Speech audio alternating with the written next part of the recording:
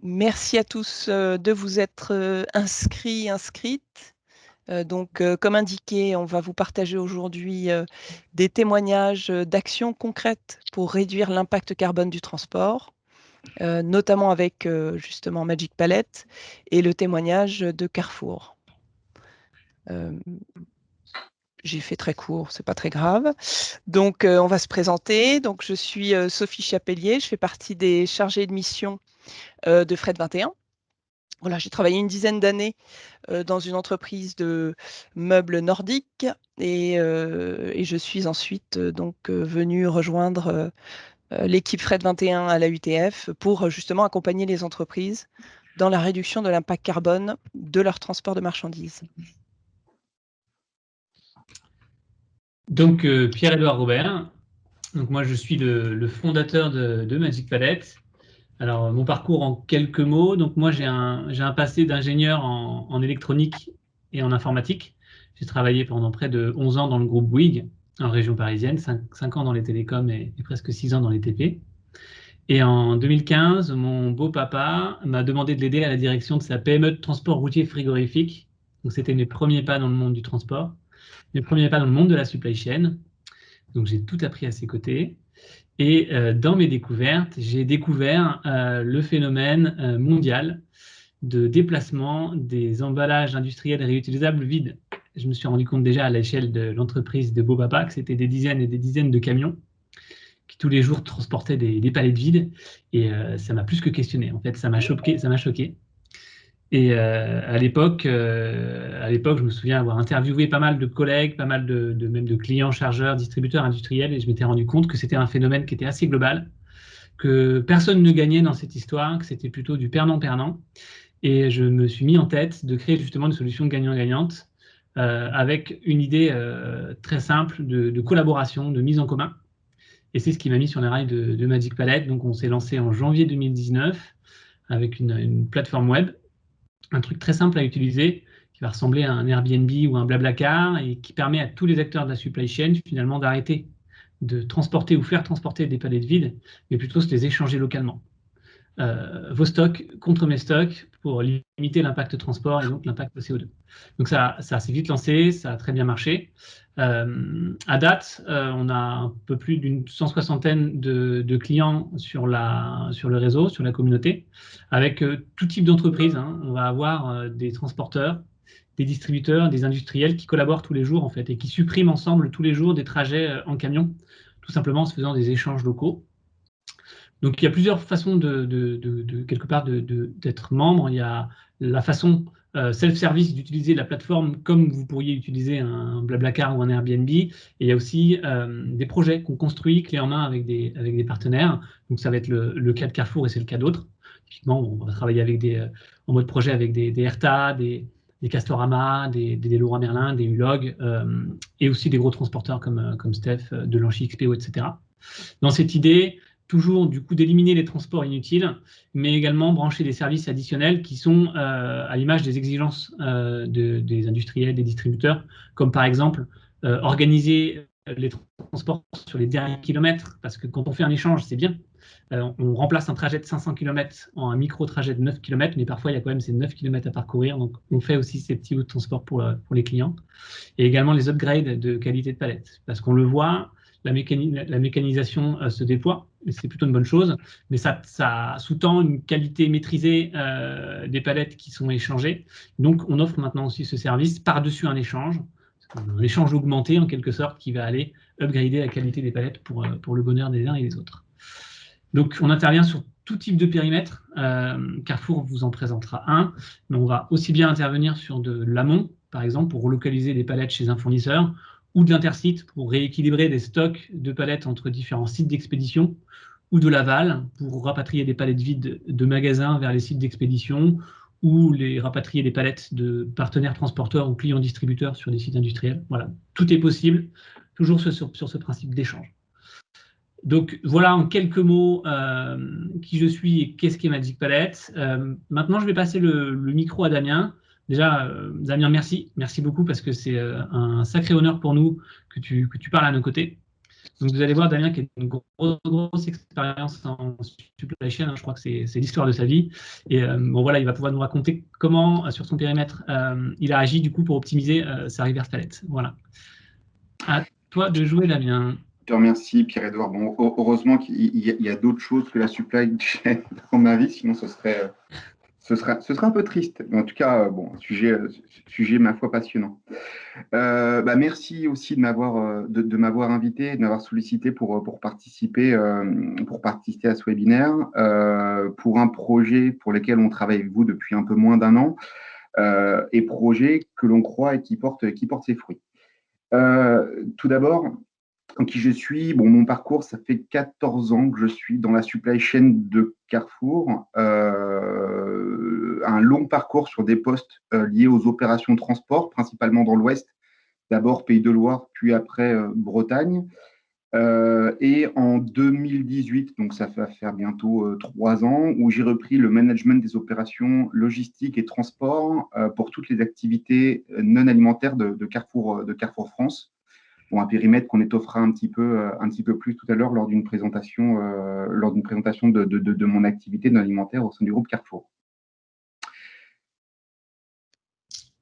Du coup, pourquoi toi, dans ton parcours, le choix de la supply chain, c'est un choix d'études? C'était dès le départ dans tes souhaits?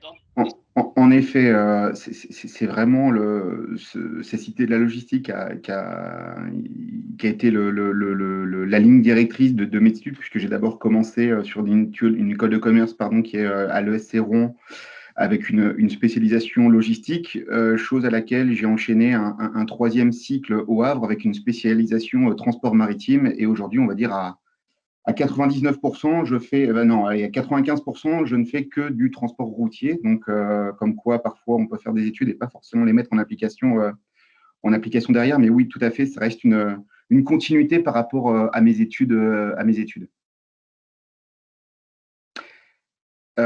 Par la suite, alors pourquoi finalement aujourd'hui j'ai continué à persévérer dans cette voie?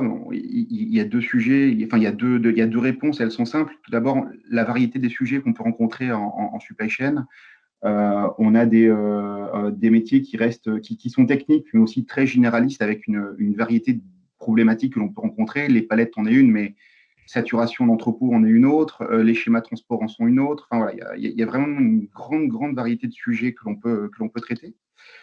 Et deuxième point, c'est que j'ai la chance d'être au sein d'un groupe Carrefour avec eux, de nombreuses opportunités en interne et des possibilités d'évoluer, comme je vous l'ai dit en préambule.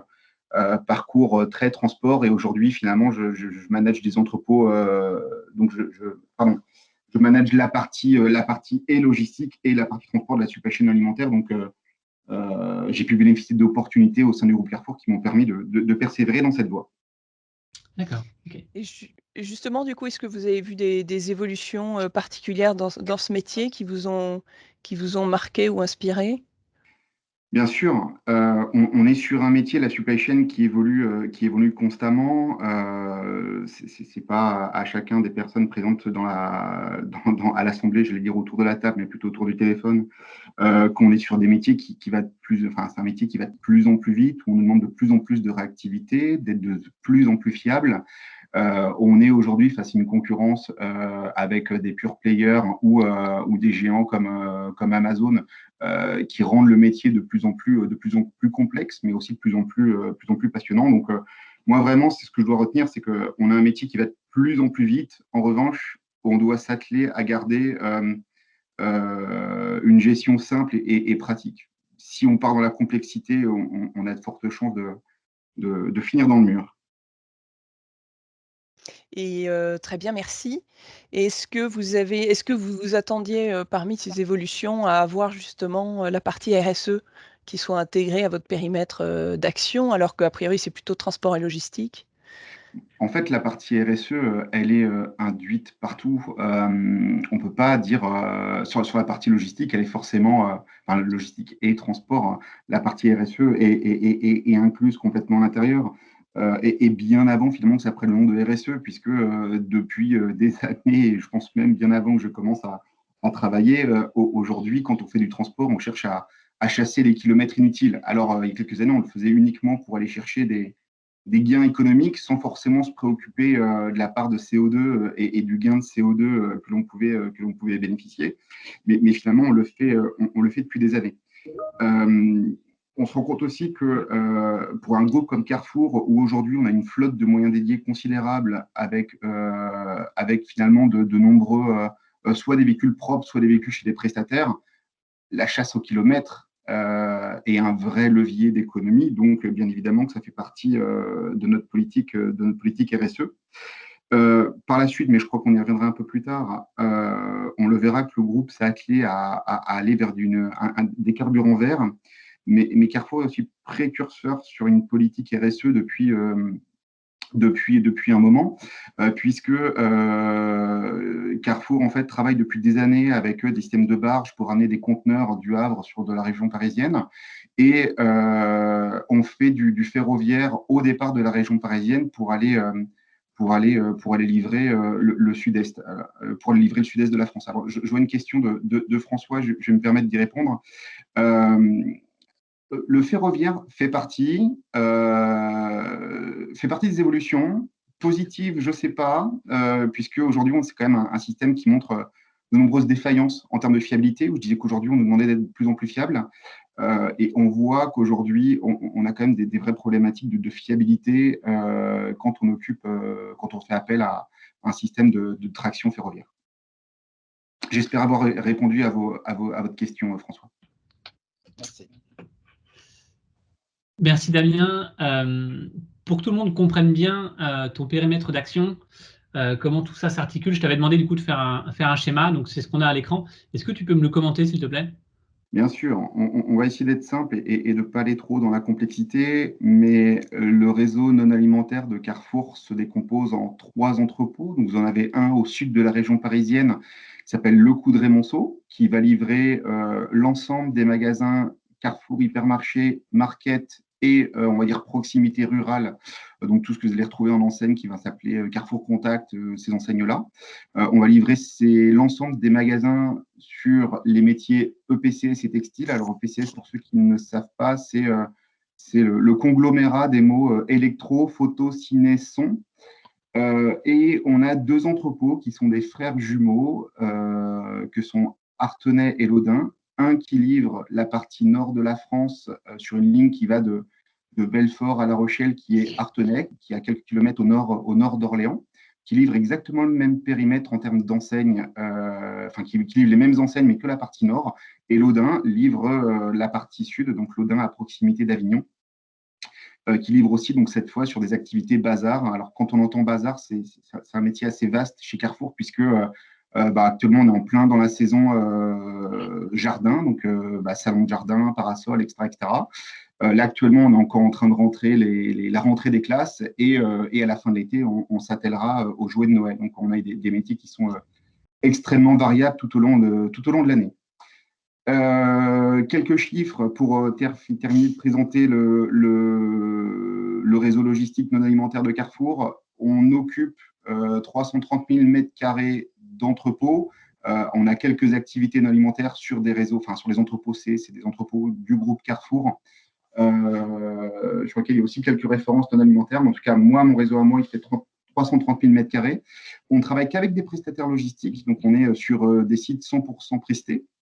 Et en quelques chiffres, donc 2,3 milliards de chiffre d'affaires livrés dans l'ensemble des magasins concernés par mon réseau, 2,2 millions de palettes et 100% en palette Europe, 49 millions de colis et 80 000 livraisons, puisque en fonction de la taille des magasins, de leur accessibilité et de la taille de leurs commandes, soit on fait des livraisons directes, soit on passe par les entrepôts alimentaires qui, eux, vont toucher avec l'ensemble des produits alimentaires la totalité des magasins. Ok, et sur tout ce périmètre, là, actuellement, tes challenges en cours, c'est quoi? Je pense comme beaucoup de chargeurs, finalement, aujourd'hui, ce qu'on nous demande, c'est d'offrir à nos clients le bon produit au bon moment avec le bon coût logistique. Alors, depuis un an, on va dire en plus, avec une situation qui s'est quelque peu complexifiée, avec des difficultés au niveau de l'apport des marchandises, avec une gestion on va dire, 2 pays Covid qui n'était pas forcément à l'ordre du jour il y a encore 18 mois de cela. Donc, les challenges sont plutôt variés. Mais on va dire que si je reprends ce que j'ai au début, c'est vraiment le bon produit au bon moment avec le bon coût logistique. Et c'est à ce moment-là que nos palettes, on va dire, interviennent, puisque ce sont elles qui font le trait d'union entre nos entrepôts et nos magasins. Bien sûr qu'il y a le transport, mais au final, le support qui, lui, passe de l'entrepôt au magasin est bien notre palette. On va faire un petit zoom du coup sur les flux aller et les flux retour du coup de ces fameuses palettes. Du coup, dans ta schématique de site à toi, du coup, il y a un autre schéma, si tu peux effectivement l'expliquer aussi. Exactement. Alors, mon flux, comme vous le voyez sur la flèche du haut, on est au départ des entrepôts non alimentaires. Donc, c'est on va dire la représentation en haut à gauche. On va livrer les magasins, soit en direct, soit en passage à quai par des entrepôts alimentaires, ce que je précisais juste avant. Ensuite, les magasins, une fois vidés, bien évidemment, les produits restituent les emballages aux entrepôts alimentaires régionaux. Et les entrepôts, après, au départ des entrepôts alimentaires régionaux, moi, je viens rechercher les emballages que j'ai livrés pour venir m'alimenter à nouveau. C'est un schéma logistique qui est mis en place depuis les années 2000 chez Carrefour, qui aujourd'hui qui fonctionne. Voilà. Et justement, quand on voit ce schéma, qu'est-ce qui a été pour vous le déclic pour se préoccuper d'une optimisation de la gestion des palettes? Le coût, bien évidemment, au démarrage, puisque, comme vous l'avez compris, je suis sur un réseau national pour livrer de nombreux points de vente, mais qui sont, eux, disséminés un peu partout en France. Donc, des coûts d'approche emballage extrêmement conséquentes. Une volonté aussi de simplifier notre schéma. Simplifier le choix, ou du moins le rendre le plus fluide possible. Et je le mets pas forcément en dernier, essayer d'apporter une réponse RSE à un métier en transport où on génère quand même pas mal de CO2. Merci. Du coup, ça fait la transition avec notre collaboration, du coup, Damien. Exactement, c'est à ce moment-là où en fait, nous, le flux sur lequel on a sollicité les équipes de Pierre-Édouard est finalement le flux reverse des entrepôts alimentaires vers des entrepôts alimentaires vers les entrepôts non alimentaires. Et c'est à partir de là on a commencé à nouer notre collaboration. Petite parenthèse du coup sur l'implémentation de Magic Palette, qui est assez schématique, hein, donc qui est celle qui a été appliquée chez Carrefour, mais qui a été appliquée chez tous nos clients transporteurs, distributeurs industriels. C'est quelque chose d'assez rapide à déployer, et c'est le message qu'on souhaite passer, c'est qu'on se greffe sur un existant. On ne va pas impacter de l'organisation, on ne va pas impacter du process, on se branche sur un existant. Donc typiquement, si on refait l'histoire de notre collaboration, ça s'est fait assez vite, hein. Il y a une première phase amont avec Carrefour où on s'est rencontrés à l'occasion d'une visio, Covid oblige, et où on a partagé nos besoins. Nous, on a collecté de la donnée à ce moment-là. On a reçu aussi de votre part un certain nombre de données quantifiées, des Excel anonymisés, etc., nous permettant d'apprécier quantitativement un besoin. Nous, en interne, c'est de la donnée qu'on a fait tourner dans nos algos, dans notre technologie, pour automatiquement construire une réponse avec des partenaires identifiés et calculer également automatiquement une simulation d'économie d'argent et de CO2. Donc nous, on a packagé tout ça, ça nous prend à peu près une semaine généralement, et on a remonté un rendez-vous avec Carrefour pour présenter tout ça, présenter bien sûr les économies, le dispositif, également à l'œil, même jusqu'à déjà l'identification des partenaires réguliers avec qui on allait vous brancher, donc que ce soit des transporteurs, d'autres distributeurs ou des industriels. Ça vous a convaincu, on s'est tapé dans la main et on a décidé de travailler ensemble, et la mise en place opérationnelle a été assez vite, hein, finalement.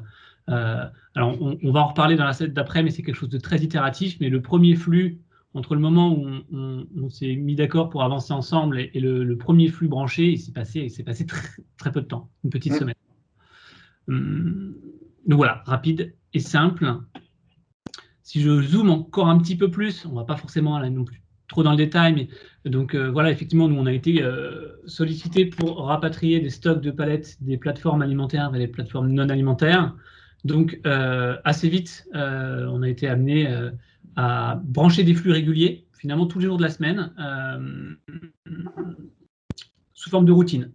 Et de semaine en semaine, on a branché des routines les unes sur les autres, qui fait que le périmètre s'est étendu. Alors, on ne gère pas que les flux récurrents. D'ailleurs, on a un petit process qu'on s'est défini. Tous les mercredis, les équipes de Carrefour communiquent aussi à Magic Palette via un canal dédié, tous les spécifiques, les besoins urgents ou ce qui passe en dehors du récurrent. Et Magic Palette y apporte une réponse systématique chaque jeudi, donc le lendemain, avec toutes les données spécifiques, opérationnelles, liées aux partenaires, aux horaires, au type de véhicule qui arrive, etc. Donc voilà. Si quelque chose n'est pas clair, n'hésitez pas en tout cas à poser des questions en commentaire. En tout cas, c'est quelque chose de très simple. Toi, Damien, quel était ton ressenti justement? Parce que là, c'est moi qui parle, mais ça pourrait être intéressant que toi, de l'autre côté, tu nous dises comment tu as ressenti l'implémentation de Magic Palette au sein de ton organisation. Je vais surtout parler au nom des collaborateurs qui l'utilisent, puisque c'est eux qui sont en premier lieu. C'est que simple et efficace, c'est ce qui m'est revenu le plus souvent quand j'ai fait un petit sondage auprès des personnes qui l'utilisent. Rapidité d'exécution. Et après, ce qui ressort, c'est le côté vertueux de la démarche. C'est-à-dire que certes, on parle de palettes, mais finalement, on parle de palettes positivement, ce qui n'est pas forcément toujours le cas quand on vient à parler plutôt de dette palette Europe. Donc, vraiment un projet positif qui permet de construire durablement une organisation. L'autre point, excuse-moi Pierre-Edouard, l'autre point, c'est l'impact quasi nul sur mon organisation, c'est-à-dire qu'au contraire, on dit toujours finalement rajouter un nouvel intermédiaire, ça va venir alourdir un petit peu les schémas de décision. Ça n'a pas du tout été le cas, au contraire, c'est plutôt simplifié, là où les équipes pouvaient parfois perdre beaucoup de temps pour trouver des emballages. Bon, nous, déjà, on a fait un travail en interne pour réviser on va dire les entrepôts qui nous restituent, en mettant en date un suivi de la dette. Mais plutôt, et après, les équipes Magic Palette ont plutôt aidé à fluidifier notre organisation et la rendre beaucoup plus efficace. Quelques résultats après 11 mois de collaboration et un interlocuteur dédié au sein de Magic Palette. C'est un peu plus de 115 000 palettes échangées, donc ce qui représente quand même un certain nombre de palettes considérables. 235 voyages engagés, 83 tonnes de CO2, 96 000 km d'évités et une estimation de 99 000 € calculée par rapport à un calcul savant entre le nombre de kilomètres économisés et le coût indice référentiel du CNR. Toi, au regard de ces chiffres et même plus largement, est-ce que avant qu'on bosse ensemble, tu t'étais avec tes équipes fixé des seuils ou des critères précis te permettant de décider tout simplement si tu allais continuer ou pas avec nous voilà, qu'est-ce qu'allait définir un succès pour toi dans cette collaboration? Bien sûr. Alors, le sujet, il y a un an, j'avais une collaboratrice qui m'a accompagné sur le sujet, qui s'appelle Delphine Deya, qui a évolué aujourd'hui, qui a pris une autre fonction au sein du groupe Carrefour. Et quand on s'est rencontrés, finalement, avec toi, Pierre-Edouard, on ne s'est pas fixé de seuil pour dire qu'on allait réussir ou pas. C'est-à-dire que elle et moi, on était convaincus de l'intérêt et du caractère efficient de ce projet-là. Donc, c'était plutôt de se dire, ça va marcher, il faut juste qu'on s'en donne les moyens. C'est ce qu'on a fait. Et aujourd'hui, finalement, on est arrivé où on a une routine et on a un fonctionnement, simple et efficace. Et est-ce que je vais compléter la question de Pierre-Edouard? Est-ce que ce CO2 évité, donc on peut dire en quelque sorte cette partie RSE de cette action, a pu être valorisée auprès de la direction du groupe et a été bien perçue? Bien entendu, ça a été valorisé. Ce serait dommage de faire le travail et pas le mettre en avant dans le bilan RSE du groupe. Donc, que ce soit auprès des équipes de la file transport, donc qui font le lien avec la direction RSE du groupe, on a valorisé l'économie en termes de CO2 afin que ce soit inscrit dans le bilan carbone du groupe. Et le deuxième point, finalement, notre expérimentation il y a un an avec Magic Palette est venue s'inscrire au moment où on a lancé une démarche de révision et de réorganisation sur l'ensemble de la supply alimentaire et non alimentaire de notre schéma de Rivers. Donc finalement, Magic Palette est devenu carrément un pavé de travail, et on le verra par la suite. Aujourd'hui, l'expérimentation d'il y a 11 mois est en train de créer des petits en interne. Ouais, c'est effectivement l'objet de la planche suivante. C'est la progressivité du périmètre chez Carrefour, du coup. Exactement. Alors, peut-être d'abord parler de la genèse, je pense. Pourquoi avoir démarré sur le non-alimentaire? Tout d'abord parce que dans les échanges qu'on avait eus, que ce soit avec les équipes Orgaméthode au sein du groupe Carrefour ou avec les équipes Magic Palette, on s'est dit que naturellement, un schéma national serait beaucoup plus cohérent pour tester l'outil Magic Palette que des organisations régionales telles qu'on peut les avoir sur l'alimentaire, où on est plus sur une logique avec une découpe en bassin, avec plus dans une logique de région plutôt qu'un périmètre France comme celui du non-alimentaire. Donc, on s'est lancé pour cette raison-là sur le non-al. Puis après, on s'est déployé après sur le reste du réseau non alimentaire avec le fait d'embarquer les trois autres sites pour enfin communiquer en interne. Et aujourd'hui, on a la filiale 20, donc Maison Johannes Bouvet, qui est en phase de lancement, et on a je crois des sites alimentaires qui ont fait des tests pas plus tard que la semaine dernière avec vous. Ouais. Et le retour que j'ai eu semble assez aussi positif. Bon, ok, effectivement. Donc nous, c'est notre perception aussi. Effectivement, on a posé les premières pierres, et ensemble, du coup, on continue à construire une maison de plus en plus solide et de plus en plus intéressante et de plus en plus jolie. Donc nous, en tout cas, on est très, très honorés de tout ça. Du coup, tac. J'imagine que les palettes, la reverse logistique palette, c'est qu'un des pans de cette stratégie RSE.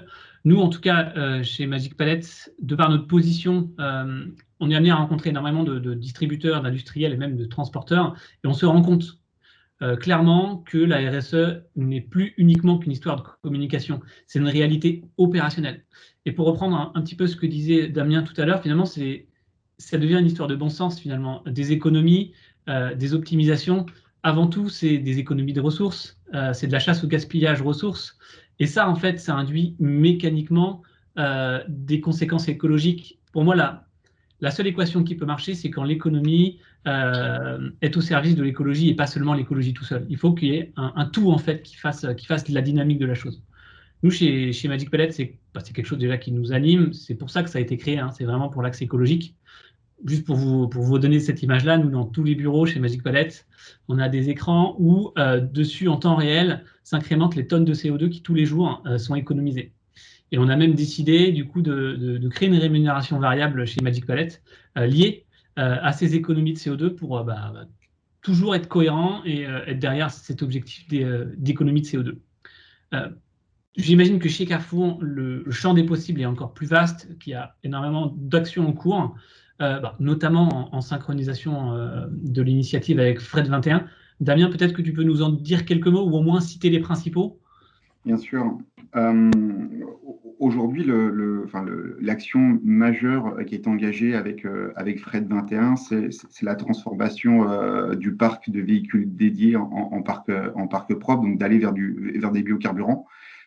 C'est vraiment un axe fort dans lequel la supply chain de Carrefour s'est inscrit et sur lesquels on l'a fait en collaboration avec Fred 21, avec de nombreux essais avant d'arriver aujourd'hui à une solution qui est en train d'être déployée et sur lesquelles, on va dire désormais à une échéance plutôt court terme, l'ensemble du parc de moyens dédiés du groupe, de la supply de Carrefour, sera passé 100% sur du biocarburant. Donc c'est un acte fort. Après, j'ai essayé de rester du moins dans le périmètre supply, parce que finalement la RSE touche, comme je le disais au début de notre échange, touche l'ensemble des composantes de notre société. Mais si on se focus juste sur la partie supply, on a la solution de proposer des livraisons en limitant le bruit avec le projet CertiBruit. Même chose, ça aussi, c'est un sujet travaillé avec Fred 21. La supply s'est équipée d'un optimiseur de tournée où l'objectif c'est d'aller toujours continuer à réduire le nombre de kilomètres en essayant de massifier le plus possible le remplissage des camions. Et après des sujets on va dire anti-gaspi avec du don alimentaire et non alimentaire. Pour reprendre l'exemple de Solal, en fait Solal c'est une association qui récupère en fait des dons alimentaires auprès d'agriculteurs pour les donner à des actions caritatives, et sur lesquelles nous, Carrefour, on est venu se positionner en tant que on va enlever chez l'agriculteur finalement les box de pommes ou de pommes de terre qu'il souhaite donner, on le ramène sur nos entrepôts, et à partir de là, ce sont des associations caritatives, le Secours Populaire, Resto du Cœur qui viennent enlever chez nous. Deuxième pavé, c'est le don non alimentaire. Carrefour est engagé avec Emmaüs Défi, qui est une association qui aide à la réinsertion professionnelle, et de par le travail, mais aussi du fait de rééquiper les gens à travers un nouveau logement qu'ils peuvent avoir. Donc, côté non alimentaire, on fait des dons auprès de cette association-là pour aider à la réinsertion des personnes dans une vie active. Dernier point, et sujet qui me tient à cœur, même si certains pourraient dire que c'est un peu plus anecdotique, mais sur le fond, si on va avoir une démarche RSE, il faut essayer de travailler sur l'ensemble des pavés et pas hésiter à sortir des sentiers battus.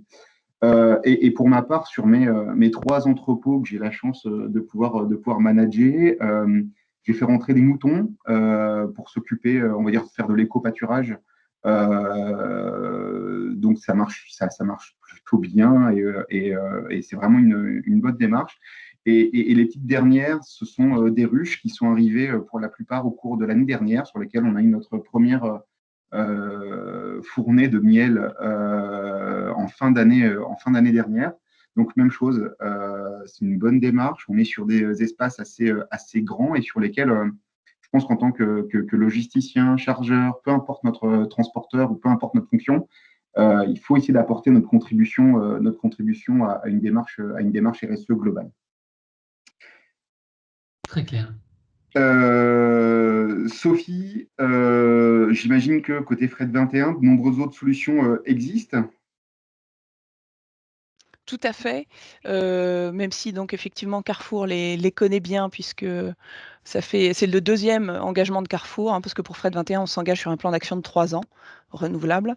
Et donc pour ceux qui ne connaîtraient pas, donc Fred 21 est un dispositif volontaire qui s'adresse aux chargeurs, c'est-à-dire distributeurs, industriels, toute entreprise qui fait transporter de la marchandise, et qui a été créé en 2015 lors de la COP 21 par des adhérents de l'AUTF, l'association des utilisateurs de transport de fret, qui permet de rassembler justement les chargeurs et défendre leurs intérêts et les informer sur des changements réglementaires et autres sujets. Et donc le but de Fred 21, c'est de fournir à l'entreprise qui souhaite s'engager une boîte à outils clé en main pour réduire l'empreinte carbone de son transport. Sachant que donc en 2018-2019, Fred 21 a rejoint le programme EVE, que vous voyez là, engagement volontaire pour l'environnement, qui concerne tous les acteurs du transport et de la logistique, quel que soit leur positionnement. Donc là, comme Magic Palette le disait, ils travaillent à la fois avec des transporteurs et des chargeurs. Nous, dans le programme EVE, Fred 21 s'adresse aux chargeurs, et vous avez un dispositif, par exemple, Objectif CO2, qui va s'adresser aux transporteurs, et un autre dispositif, EVCOM, qui va s'adresser aux commissionnaires de transport, puisque même s'il y a un objectif commun de réduction de l'empreinte carbone du transport, les leviers d'action ne vont pas être les mêmes. Donc, c'est pour ça qu'on a ces différents programmes que vous voyez ici à l'écran. Du coup, cette boîte à outils, si je puis dire, contient un accompagnement sur mesure pour les entreprises, donc des axes qui permettent de structurer le plan d'action, un outil qui permet d'obtenir un objectif chiffré, et des gains CO2 chiffrés aussi par action menée. Du coup, effectivement, merci. Allons-y sur les axes. Donc, vous les voyez ici. En plus, on a les petits schémas qui nous résument bien de quoi il s'agit. Vous avez à la fois des axes, comme l'indiquait la COP21, qui permettent d'optimiser et d'autres de s'adapter. Donc, pour optimiser, c'est là où on va avoir typiquement les gains économiques et RSE qui sont liés avec le taux de chargement. Donc, plus de marchandises dans chaque camion égale moins de camions sur les routes, donc moins de frais, moins de CO2, mais aussi donc réduction des kilomètres parcourus, donc ce qu'a mentionné ici Carrefour et ce qui est typique de l'action Magic Palette, c'est-à-dire que je vais parcourir moins de kilomètres, donc je vais forcément moins consommer, et ça, vous pouvez le valoriser dans l'outil Fred 21. Là, vous voyez, dans réduire les distances parcourues. Je montre après dans une slide comment ça fonctionne.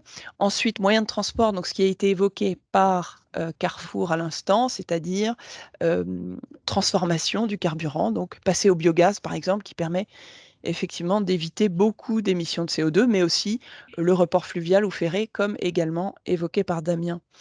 Et enfin, l'axe 4, qui est ici ce qui concerne les achats responsables, donc comment j'implique mes prestataires dans le même genre de dispositif. Donc, comme je disais, par exemple, vous êtes chargeur, votre prestataire est transporteur et vous lui indiquez qu'il existe une charte également pour lui.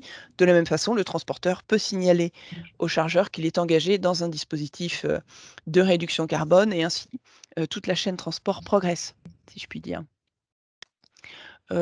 Merci. L'outil, pour détailler un petit peu comment ça fonctionne, parce que c'est ça qui permet de chiffrer l'objectif et de s'éloigner un petit peu de ce qu'on pourrait dire être un discours greenwashing. Là, vous avez une base de données fiable, des résultats validés par l'ADEME. Donc, on peut s'y fier, si je puis dire. Vous avez dans l'outil 3 parties. Une partie qui est le fichier périmètre qui permet de faire le bilan carbone de vos transports. Donc, c'est-à-dire, voilà, j'extrais de la marchandise, je la stocke et je la livre.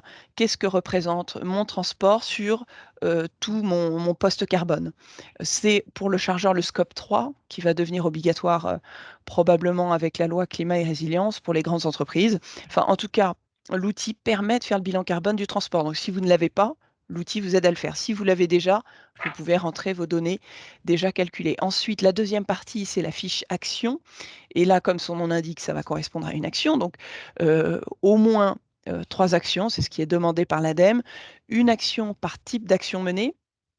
Donc, si par exemple, j'augmente mon taux de chargement, je vais voir dans mon outil, hier j'avais 500 camions, demain j'en ai 400, ça me permet d'éviter X tonnes de CO2. Et ensuite, on a l'exemple distance parcourue. Et après, vous avez donc ce qui va résumer ces 2 premiers fichiers, le fichier pilotage qui permet de faire le tableau de bord où je vais voir qu'est-ce que chacune des actions me rapporte, si je puis dire, en CO2 évité sur toutes mes actions, sur tout mon bilan global. Donc, le fichier pilotage, c'est la photo de mon plan d'action. Qu'est-ce que mon plan d'action me rapporte? Alors, les bénéfices que peut vous apporter le dispositif Fred 21 sont nombreux. Là, on en a mis 4 ici en avant.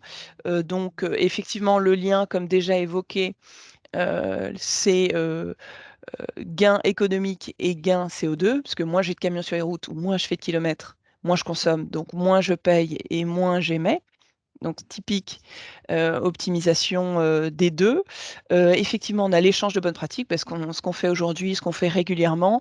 On a aujourd'hui plus de 72 entreprises engagées dans Fred 21 et plusieurs centaines dans le programme EVE.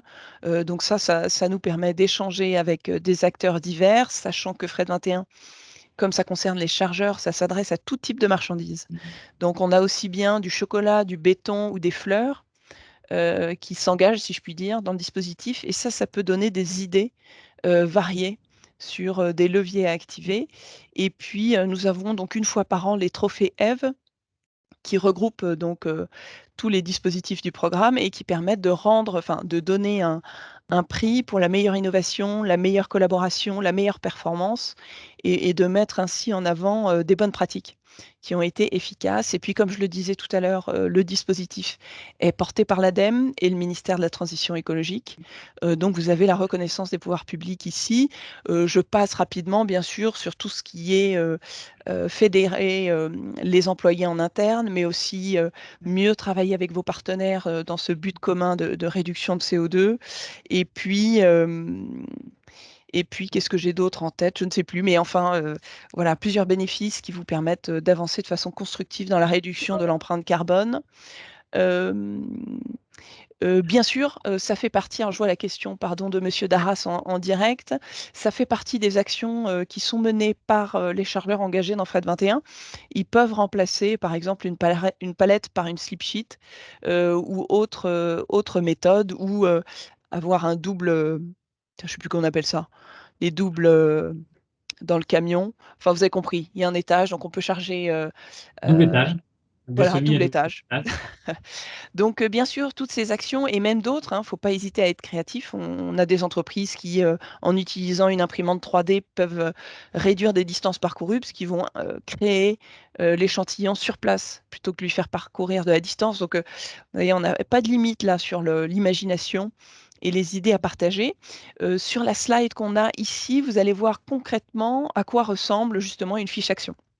Alors celle-ci, justement, ça s'applique à l'exemple Magic Palette, c'est-à-dire je vais réduire la distance parcourue puisque j'aurai plus besoin de chercher mes palettes à l'autre bout de la France, mais que je peux identifier où est-ce qu'elles sont le plus proches de moi. Donc vous voyez dans les cases blanches que hier ou aujourd'hui, je parcours 550 km pour chercher ces palettes, et demain, grâce à la plateforme Magic Palette, je vais identifier que le stock de palettes dont j'ai besoin existe à 25 km. Donc au lieu d'en parcourir 550, j'en parcours 25. Réduire cette distance, vous mettez donc la différence de distance dans l'outil, et l'outil vous indique, très bien, cette action a permis de réaliser 95% d'émissions évitées. Et vous voyez les KPI que vous donne l'outil sont à la fois en valeur absolue, à la tonne transportée, à la tonne kilomètre, etc., s'adaptent en fonction de ce dont vous avez besoin. Voilà, effectivement, on est un peu court. Qu'est-ce que je peux, quels sont les conseils qu'on Désolé, peut... après, Pas de souci, non, non, mais c'est bien, il fallait finir à temps. Donc n'hésitez pas, vous voyez qu'on peut tous agir, mettre la main à la pâte pour réduire l'impact carbone de nos activités. On vous a montré aujourd'hui un exemple avec Magic Palette, il en existe d'autres. Voilà, si vous avez en tout cas des questions, n'hésitez pas, on est là pour y répondre. Je vois quand même qu'il y a des questions, je pense, ouais. Pierre-Edouard, tu as vu ça. Le modèle économique de Alors, Magic Palette. très rapidement, je ne vais pas m'étendre dessus, mais en gros, c'est quelques centimes par palette. Grosso modo, ça va commencer à 60 centimes la palette téléportée, la palette relocalisée, jusqu'à 30 centimes en fonction des volumes que prennent les utilisateurs. Voilà, donc c'est aussi simple que ça. Des volumes, et plus le volume est gros, plus le coût à la palette est bas. C'est ça. Donc voilà, ça répond à cette question-là. Il n'y en avait pas d'autres. Si j'en ai vu une autre, une personne qui demande si en termes d'informatique, c'est une intervention légère ou pas. C'est hyper léger, en fait, c'est même, si on veut, c'est même inexistant. La plateforme étant tellement simple à utiliser, hein, je vous dis, c'est vraiment aussi facile qu'un Booking.com ou un Airbnb. Donc, les gens, pour beaucoup, se déclarent eux-mêmes là où ils ont leurs besoins et là où ils ont leur disponibilité. Mais c'est également possible de brancher Magic Palette à des TMS ou des solutions d'ICMR pour automatiquement, du coup, aspirer les données de stock et les données de besoin pour gagner encore plus de temps. Donc en tout cas, non, c'est soit inexistant, ou alors si il y a un choix d'interface, c'est très très léger.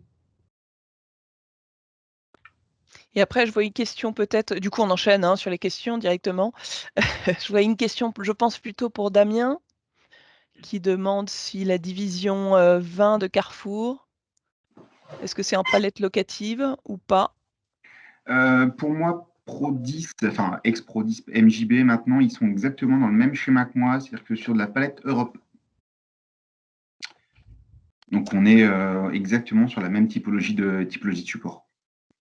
Et cette même personne, Monsieur Martin, vous demande aussi quel est l'avantage de la solution Magic Palette par rapport à du locatif?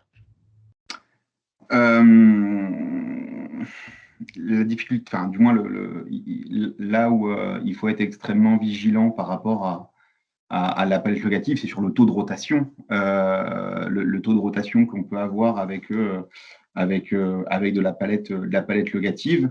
Avec un réseau de Palette Europe, cette question-là se pose pas.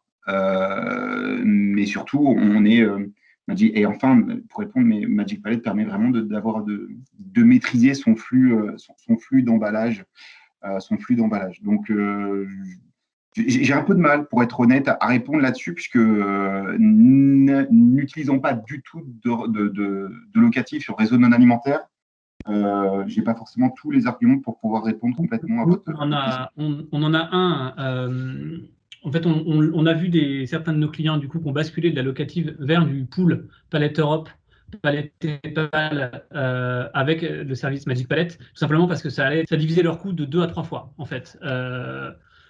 Donc je pense que c'est l'argument premier qui va pousser une solution peut-être à remplacer certains flux en locatif par la palette pool ouvert, Palette Europe pool ouvert et des solutions de relocalisation optimisées. Pour moi, c'est le premier point. Voilà. Ok.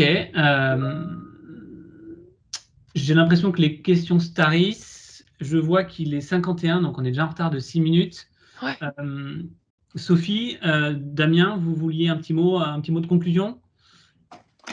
Je vais juste t'inciter, Pierre-Edouard, toi et tes équipes, à développer peut-être la solution sur d'autres typologies d'emballage que la palette Europe. Il peut y avoir d'autres typologies de support. Donc, j'ai hâte de voir la suite de Magic Palette, et que ce n'est qu'une étape, la palette Europe. Exactement. Nous, ce n'est qu'une étape aussi. On travaille déjà à l'identification de d'autres supports de manutention réutilisables du coup pour étendre nos services parce que la logique est exactement la même. Donc voilà. C'est dans les tuyaux, Damien. Merci. Et puis Bon. j'ajouterais que voilà, n'hésitez pas à vous engager, il est encore temps.